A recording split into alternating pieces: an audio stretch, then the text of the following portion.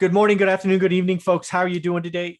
What we are going to talk about in this episode is, something I wish I knew and understood when I was much younger. If I would have understood this as a college graduate, my real estate journey would have started decades earlier. And frankly, I'd be worth a lot more money now, which is really disappointing to think about. That really sucks. Yes. So how you doing, Matt? I'm doing awesome, Mike. I'm doing awesome. But yeah, I mean that's the story, right? The sooner you can start, the sooner you can finish. That's the same with pretty much anything, whether it's your W-2 job or Yeah. whatever it is. The sooner you start, the sooner you can finish. Absolutely. So again, what we're talking about here is house hacking. Again, Mhm. the lumberjack landlord Matt has been gracious enough to add content to the course below. But I've gone through it now a couple of times, and I've just really thought about, being a high school student that maybe doesn't go to college, being a college student that graduates, just how much of an impact house hacking could have had. So I've actually jotted down 4 or 5 things that I just want to talk about, and I Yeah. hope people appreciate. The first one is getting on the property ladder, right? I've long told stories of how important our house in Sunnyvale was for my family growing up. It was the thing that saved us from, total financial ruin, because they could go to it and get some money when we desperately needed it. But yeah, getting on the property ladder, as a young adult is just needs to be appreciated, because once you're on it, Yeah. your future's changed. Yep. And I think house hacking, assuming it fits your lifestyle, right, is amazing. So I want to thank you for that and just talk about getting on the property ladder. Yeah, happy to do it. Just it was a thrill to do, and I know it's helping people. I see it helping people daily, and so knowing that it's Yeah. going to help more people is even better. It's 100% correct. It really is. I mean, getting on that property ladder, there's nothing more important to do because of how your houses or how houses over time will build equity. There's still a place for you to live. It reduces your cost of living.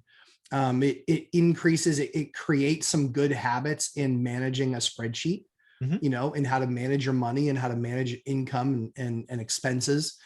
These are all good things and important life lessons and things that will make you a better business person over time.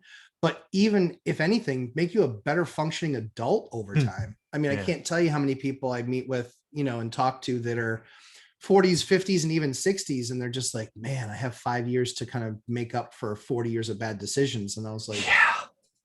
it Yeah. works automatically, not automagically. Like I can Yeah. help, but it's tough to make up that time, right? Yeah.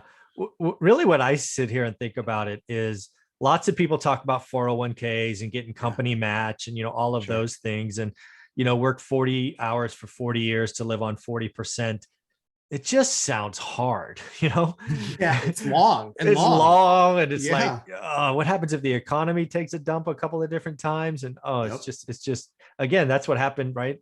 My Yeah. father, high school graduate, he was the breadwinner, and he was laid off, I don't know, seemingly 3, 4, 5 different times as I was Sure. growing up, and Sure. it was horrible.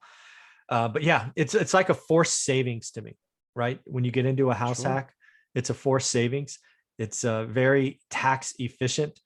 It's an asset you can borrow from, when and if appropriate. There's just so many things. And again, I think we need to encourage people to intelligently and Sure. conservatively get on the property ladder. And that's the first thing that I take from it. Number two, Yep. oh, go ahead. I was just going to say it's a skill, right? It, We talk about this and it's a skill, so it can be learned. It can be yeah, taught. It can be learned, absolutely could be learned. Yes. and if You're it's not something born that with can it. be right. And if it's something that can be learned, there's no one that ever died saying, I knew how to do too many things. They're always like, oh, I wished I'd done this, or I wished I'd done that. And it's like, just get deep enough into it so you understand it. Maybe it's for you, maybe it isn't. But if you can find a way to invest your time somewhere else and get a better return, Mhm. go for it. Yeah. I made money sleeping last night. Yeah, I Mike did. makes money I sleeping did too. tonight too. There Right? you go. The next one for me is low down. And again, this is a very Yeah, noisy environment out there, but you can get into a house hack with 3.5% down. that's right. I mean, That's right. do the math on a $300,000 property. You're talking all in 14 or 15 grand with closing costs and Mm-hmm. insurance and all of those things. Um, if I mean, I don't mean to sound crass, but if you can't save 14 or 15 grand over a year or two, you may have a spending problem. Yes. Yeah, I would agree with that. It's not, it's at that point, it's likely not a an income problem. At that point, it's likely a spending problem. It's a spending problem. Yeah. You just have to get super tight. You can do it. It's hard, but anything worth doing is. Yes. But one of the things that, Mike, one of the quick tips that we had in the course, something that I think is of huge value, that's a trick that's now working, is offering a little bit more for the property than what you thought you should, and then getting them to cover your closing costs. Exactly. That was something that, Mike, as you know, for the last year and a half, any seller would look at that and go, what are you joking? Yeah, no. I'm already going to get 25 or 30 or 50 or $100,000 over ask. Why would I pay your closing costs? Yeah. So the whole thing is now you can put yourself in a position where maybe it's something that's been sitting on the market for a while. You can go in significantly below list, or you go a little bit closer to list, but then you say, hey, pick up my closing costs. Guess what? We did that on the deal that I'm working on right now with my student, and it's going to save him $10,000 out of pocket cash. There you go. Yeah. And he only had a few $1,000s more that he's having to bring to the table. Yeah. Unreal. This is powerful stuff. And again, when you look at what we've seen the last year, I think I just talked about this morning. I have it written down. What was it? Rent's up 19.2%. Where's value? Oh, 23.6. Again, think about that. Let's just do some simple math. Let's say it's a $200,000 house where you put 3% down. That's $6,000. Yep. That $200,000 house goes up 20%. Yep. That's $40,000. Yep. 240. Yep. Yep. So you put down 6 and now it's worth 240. So your equity is 246. That you could now get rid of PMI. Yep. Yeah. And that'll save you, what is it, like on something that size, it's probably like 130, $140 a month. Yeah. That's what I was thinking. Right around there. Yeah. Yeah. So then that saves you an extra $1,500 a year, whatever it is. I mean, it's like right to the bottom line. Penny saved, penny earned. There you go. There you go. Yeah, I love it. Absolutely. 100%. Yeah. The other thing again about the house hacking, and this, I didn't really appreciate the value of this. And this seems bad, right? You, Dion, all these folks are talking about it. The fact that Dion lives for free in his place. But again, you've got to live somewhere. You do. And every house hacking thing that I've done, in which I've done some math on fourplexes where I invest just to play with the numbers. Yeah. You can live worst case for a couple of $100 in a nice area of town, right? Depending on where you are. Like if you're on Boardwalk in Park Place, you're gonna pay maybe, I think I did one calculation where I pay $400 or $500 a month, but the apartment would rent for $2,000, right? That's right. So I'm living for 25%. And then again, if I were just to, I'd go from an A area to a B area, I'm living for free. That's right. That's exactly right. That's just forced savings. And then again, that's just it should be a income snowball, right? It just falls to the bottom line. Don't increase your living standards, folks. Do not get even tighter, get even cheaper. Yes. Yeah. Get even tighter, get even cheaper, because we never did A's. We did B's because we could live for free or even get paid a little bit to live there. But then after my year was done and I refinanced out and I then had my loan back to go buy the next thing because I could get some sort of a conventional or whatever on the other piece. Yeah. Then I had the money that I should have been paying in rent. I was pushing into savings. So I was pushing another $1,000 a month into savings. Well, guess what? After that year of renting out, I was able to now buy another property, refinance the existing. In a lot of cases, I was able to get in 04 and 05 and 06, I was able to do some cash out refis. In 7, 8, 9, 10, and 11 and 12, those kind of stopped. Yeah. But I was able to put that extra money in my pocket, which is what we like to talk about as recycling capital. Absolutely. And again, then you take the same money that you would have been paying in a rental apartment if my wife and I were renting, that same $1,000 a month, we put that aside. Well, now you can create a down payment in a year for another property. And that's amazing. Yeah. Yeah. Then it just gets faster and faster. It's like the momentum of the snowball down the hill. Yeah. Faster and faster, faster and faster. Yeah, folks. And if you're considering house hacking, you need to buy the course, link below. Absolutely. And really dig into what the 4-3-2-1 is, just to kind of tease that. It's a genius move. That's going to make millionaires for lots of folks. For sure. Pretty cool. Helps me. There you go. And then the other thing that I'd love to talk about that I've never done, again, that's why I love working with experts that are so gracious to add content. And that is the power of the 203K loan. Yes. Yeah. Yes. It's funny. I actually went back and listened to my Meet Kevin interview, which I did, I think 2 years ago now. But he actually talks about a 203K loan being the first thing he used when he bought his first fixer upper with his wife, Lauren. Yep. Again, the 203K loan, it helps you with repairs, right? Go buy a junker on purpose, kind of make it a live-in flip or a live-in remodel. It's pretty powerful. Extremely powerful, right? Because otherwise FHA, everybody thinks, oh, it has to be FHA ready. So really my only option is to get a nice property that's done. Yeah. Or a nicer B class property, but it's done. Mm-hmm. That's not where you create a bunch of equity. That No. just isn't. No. It's not where you create a bunch of equity. Mike and I create a ton of equity in our properties because we will buy the nastiest, grossest, most disgusting place. They all got to smell. They have to smell. Yeah. Well, what's really funny is one of my agents that I work with actually bought me a t-shirt with one of my sayings on it. It said, it smells like cat pee. That just means money. Because when they smell like cat pee, everyone's so scared of cat pee. Oh, it's so bad. And I'm not saying you shouldn't be. By the way, use tons of hydrogen peroxide. They'll pull it up out of the wood and then you scrape it off. And then you have to keep on doing that until you don't get anything on. Dude, I just replaced I remember the worst. Yeah. I remember the worst cat house I ever bought. Yeah. There must have been 35 cats in a little 2-bedroom, 1-bath house for a decade. Yeah, that's awesome.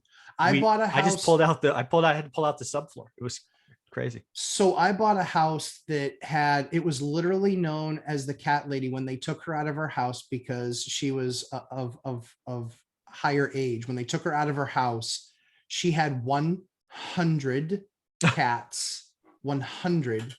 And she had literally a 35 by 30 cat pen off the back of the house that she had taken one of the basement windows and put a flap in there. So the cats could go outside, play in the big pen area, and then come back in the house. And it was over 100 cats. It was the most.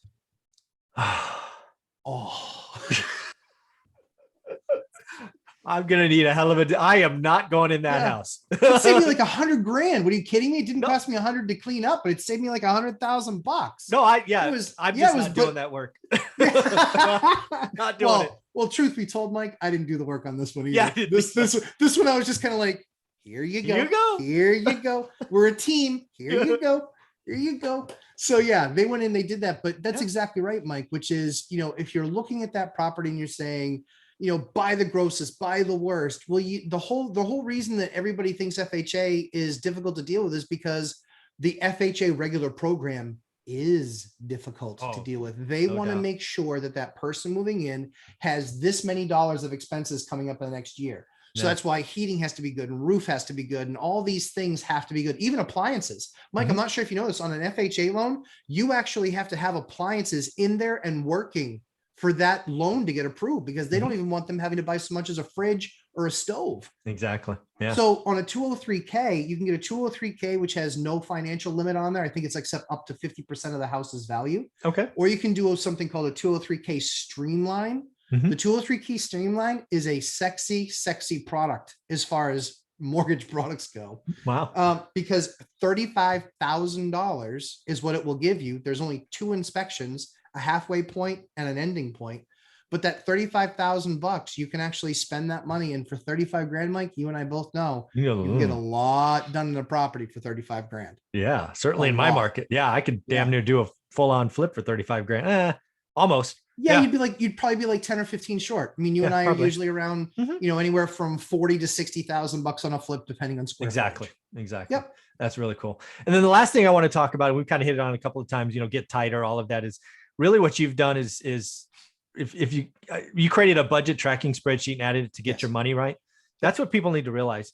100%. We make financial decisions daily, right? The rat race is real, right? And we get to control how big the wheel is. Let me tell you, a bigger wheel is not fun.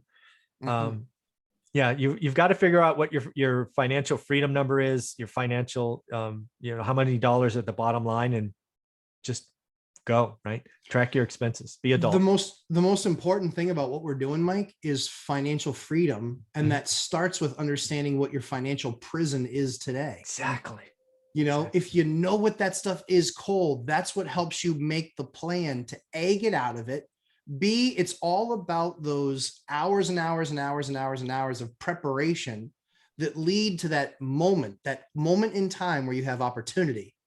And that's when you capitalize. That's when you know to capitalize. How much do you and I know now that if we knew that 20 years ago, we'd be far wealthier people than we are today? Like scary much. Yeah. Scary.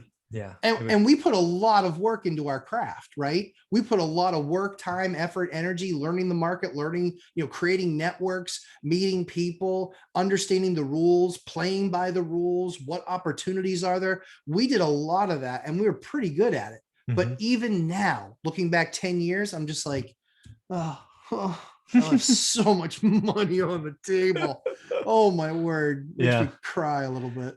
Yeah. So folks, again, do the work, right? We've done a couple of interviews today, figure out real estate slowdown. When markets roll over, that's where I either roll over this way or change this. That's where I've made most of my money is that market shifts. Do the work. If you're considering house hacking, do the work. Lots of options out there for you. So again, Matt, how can people find you? Find me on Lumberjack Landlord, easy for me to say, lumberjacklandlord.com, and Lumberjack Landlord on YouTube. I am there, always available. Thanks, buddy. Appreciate it. Anytime. Thanks, Mike.